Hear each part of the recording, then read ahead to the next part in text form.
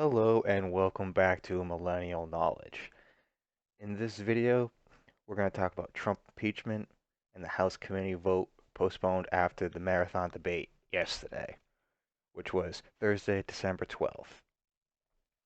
The U.S. House Judiciary Committee has postponed a vote on two impeachment charges against President Donald Trump to later on Friday. The decision was taken by Democratic Committee Chairman Jerry Nadler after 2 days of acrimonious debate. Republicans attempted to stall the process, which they described as an illegitimate attack on Mr. Trump. The Democratic-run committee is expected to approve the charges of abuse of power and obstruction of Congress. A full vote by the Democratic-run House would then follow next week, likely making Mr. Trump the third U.S. president to be impeached. But the Senate, controlled by the president's fellow Republicans, is not expected to remove him from office. Mr. Trump denies any wrongdoing.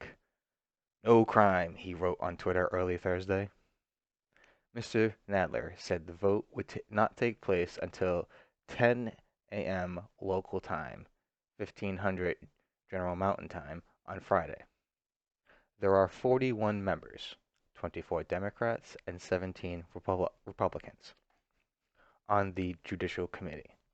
They are expected to vote according to party affiliation.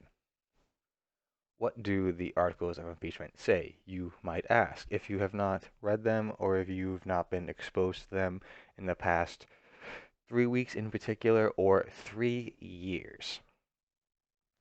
Mr. Trump is accused of trying to force Ukraine to launch a corruption investigation into his political rival, Joe Biden, a leading Democratic presidential contender, and of obstructing Congress by stonewalling the House investigation. Leading Democrats agreed the language across 9 pages detailing the charges against the president, which say that Mr. Trump betrayed the nation in quotations by acting corruptly, end quotation. What was said in the debate? Day 2 of the Judiciary Committee's marathon session saw Jim Jordan, a Ohio Republican, attempt to have the first impeachment charge against Mr. Trump removed. Mr. Jordan's amendment was rejected after hours of debate on a 23-17 party line vote. This notion of abuse of power is the lowest of low-energy impeachment theories, said Matt Gaetz, a Florida Republican and staunch defender of the president whose own proposed amendment was also defeated. Democrat committee members rebuked Republicans for their fealty to Mr. Trump. Quote, "Is any one of my colleagues willing to say that it is ever okay for a president of the United States of America to invite foreign interference in our elections?" End quote. Asked Pramila Jayapal, a Washington Democrat. Mr. Nadler's decision late on Thursday to adjourn the vote enraged the Republican members.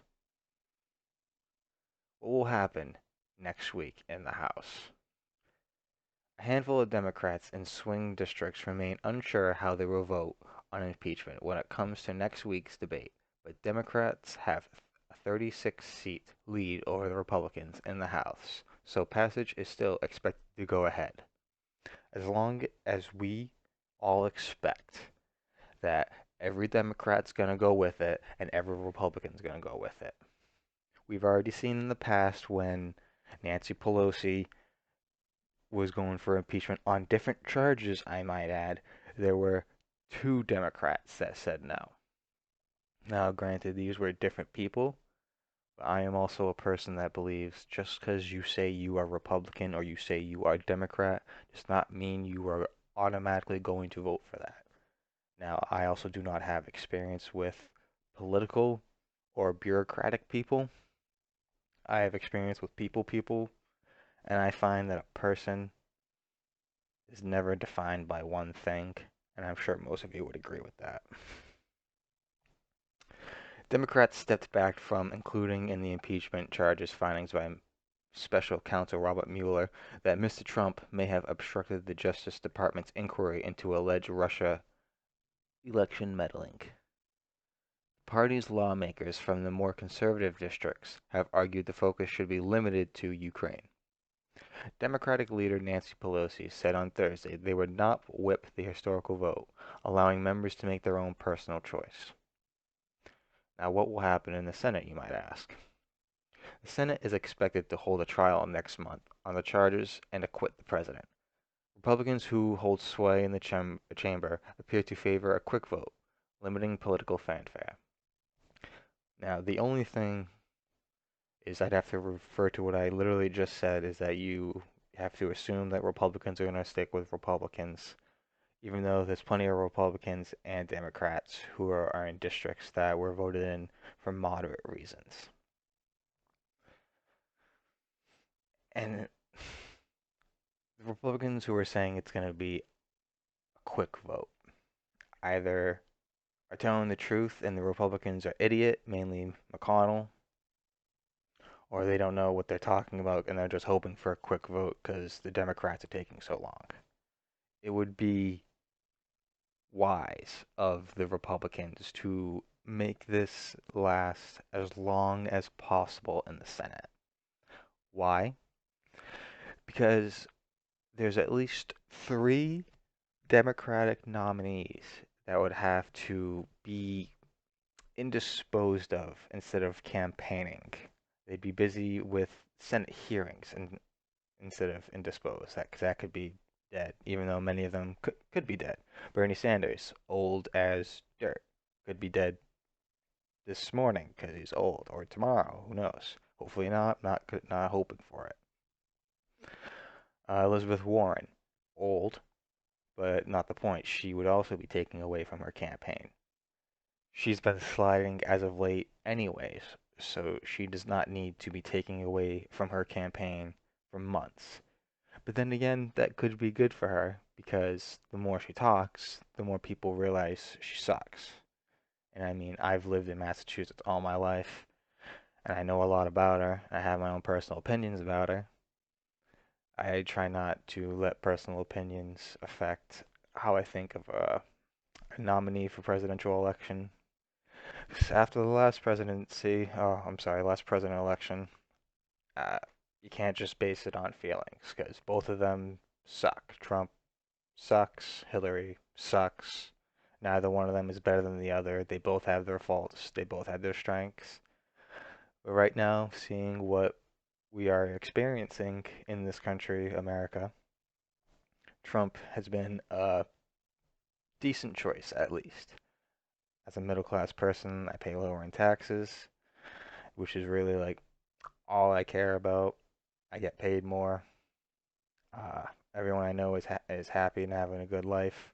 Yes, there's people that are suffering, but there's always people that are suffering. And you know what? Poverty in America is about 1,000 times different than poverty in Greece, where I've been, poverty in Africa. I have not been, but I've seen poverty anywhere else in the world is different than in America. Because there's many people who believe they're in poverty in America who have iPhones, who have Gucci, and have full bellies.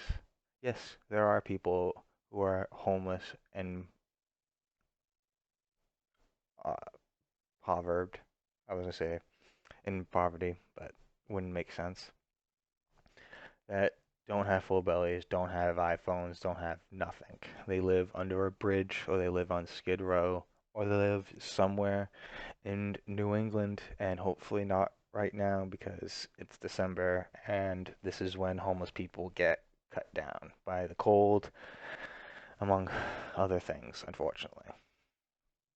But back to the topic at hand. Mr. Trump has indicated he would like to see his witness called, such as Joe Biden and his son, Hunter, who worked for a Ukrainian gas firm that the U.S. president wanted investigated. Mitch McConnell, the Senate Majority Leader, said on Wednesday no decision had yet been made over how to conduct the trial. Analysts say the 100-seat chamber does not have the 67 votes needed to remove Mr. Trump.